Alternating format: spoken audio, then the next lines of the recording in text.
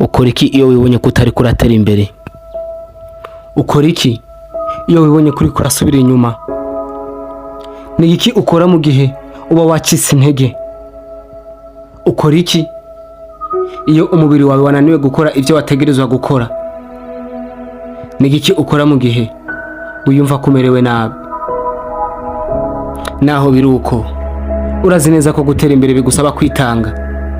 Urazi ko bigusaba kugira ico ukoze, kuko utegerezwa gutera imbere mugabo navyo wiyumvamo. Ntuzi n'impamvu utavyiyumvamo, cyangwa urafise ikintu muri wewe kiriko kiragusubiza inyuma utazi, ku buryo urava iruhande yawe na kintu na kimwe kiriko kiragutera intege. Na muntu n'umwe ariko aragutera impamvu yo gutera imbere. Watakaye ku buryo utabona n'ivyo urimwo.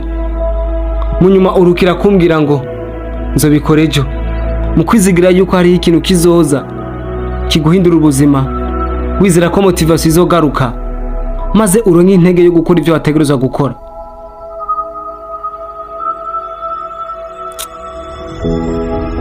Mugabo nta kizoza, nta kintu na kimwe kizohinduka, kuko imisi yose kuri wewe irasa. Urazi impamvu? Nuko urindiriye ko ibintu bigusanga aho uri hako kubisanga aho biri. Nyumviriza, nimba urindiriye ko ibintu bigusanga aho uri, nagomba nakubwire ko wibagiye intumbero y'urugamba urimo. Nagomba nakubwire ko urugamba ni wewe kuri wewe. Urugamba ruri kuri wewe na wewe. Urugamba ruri kuri wewe n'abandi, oya. Urugamba ruri kuri wewe na wewe.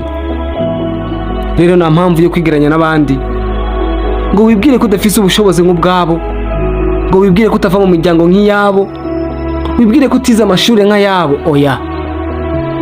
Cyangwa ngo wibwire ko utari mu gihugu nk'icyabo. Nagomba nakubwire yuko wewe utari bo, nabo batari wewe, kandi nimufise n'intumbero imwe. Hari ikintu kimwe ukwiye kumenya, nuko hari ubwoko bubiri bw'abantu muri ino si. Hari abatakaza umwanya mu kwidoga ku byo badafise, n'abandi bibwira yuko bategerezwa kubaho babifise. Hari ikintu kimwe cyerekana gutera imbere kwawe no kudatera imbere kwawe. Ico kintu ni wewe, si umuryango wawe canke abagenzi bawe, oya. Si amashure wize canke abigisha bakwigishije, oya. Si igihugu uvamwo canke intara uvukamwo, oya. Ico kintu ni wewe. Nta kintu na kimwe gishoboye kuguteza imbere udashoboye kwiteza imbere. Nta kintu na kimwe gishoboye guhinduka wowe udashoboye guhinduka. Kandi impinduka sejo, impinduka n'ubu nyene. Nimba udashoboye kugira ico ukoze ubu, nejo uzokibwira ko uzogikora ikindi gihe. Mu nyuma uzokwisanga uri kuricuza kuba utigeze utera intambwe ntoyi ku kintu wari ushoboye gukora. Gerageza, haguruka, reka kwitaho ku buremere bw'ibintu ushaka gushikako, oya. Habwiteho ku ntambwe ya mbere. Shira intege zawe zose ku ntambwe ya mbere.